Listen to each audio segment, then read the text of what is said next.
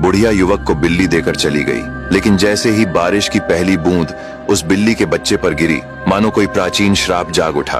कुछ ही क्षणों में उसका चेहरा विकृत होने लगा और उसकी मीठी सी आवाज राक्षसी गुर्राहट में बदल गई। अगले ही पल वह युवक पर झपट पड़ी। तभी आसमान को चीरती हुई एक तीर सनसनाती आवाज के साथ आई और सीधे उस राक्षसी बिल्ली के शरीर में धंस गई। बिल्ली तड़पती हुई जमीन पर गिरी और कुछ ही पलों में निश्चल हो गई। युवक ने घबराकर ऊपर देखा। वहां एक स्त्री खड़ी थी, ऊंचा कद, तेजस्वी मुख और आंखों में शिकारी जैसी पैनी दृष्टि। युवक ने हाथ जोड़कर कहा, देवी, आपने मेरी प्राण रक्षा की, मैं आपका ऋणी हूँ। आप कौन हैं? स्त्री ने उत्तर दिया, मैं इस राज्य की वंशाया रक्षिका हूँ। आज तुम्हारा भाग्य बलवान था जो तुम मृत्यु के मुख से बच निकले। जिसे तुम साधारण वृद्धा समझ रहे थे वह एक डायन है।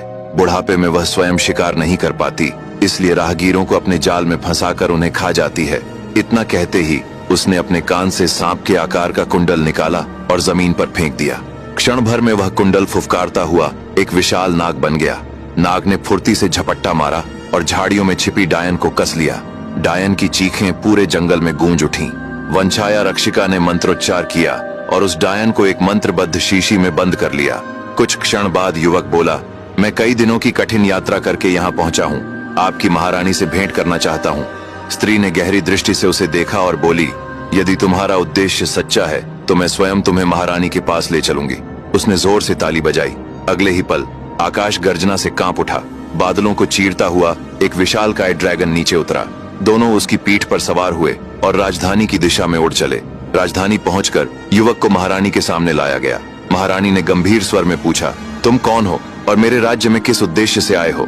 युवक ने वह रहस्यमयी सिक्का निकाला और कहा, यह मुझे दूसरी लोक की रानी विशारिणी ने दिया था। उन्होंने कहा था इसे आपको सौंप दूं तो आप मेरी सहायता करेंगी। मैं राक्षस वरुणाग को मारने निकला हूँ। ये सुनते ही महारानी चौंक कर बोली, तुम जिस मार्ग पर चले हो वह मृत्यु से भी अधिक भयानक है। फिर भी मैं तुम्हारी सहायता करूंगी, लेकिन इस रूप में गए तो राक्षस और दानव तुम्हें जीवित नहीं छोड़ेंगे। कुछ क्षण रुककर महारानी बोली, पर एक उपाय है। वर्ष में एक बार राक्षस अपने इष्ट देव की पूजा करते हैं। उस दिन वे अपने स्वामी को बकरे के रक्त से स्नान कराते हैं। वह बकरा साधारण नहीं होता, वह 7 कुंवारी छाया मलिनियों की आत्माओं से रचा जाता है। इसी कारण मेरे राज्य की 7 निर्दोष सुंदरियां हर वर्ष बलि चढ़ जाती हैं और मैं चाहकर भी उनकी सहायता नहीं कर पाती। इस बार जब राक्षस बकरा लेने आएंगे तो मैं तुम्हें उसके बालों में जूं बनाकर छुपा दूंगी। तुम उसी के साथ उस द्वीप पर पहुंच जाओगे जहां वरुणाग ने तोते में अपना प्राण छुपा रखा है। अब आगे की कहानी जानने के लिए देखिए अगला भाग।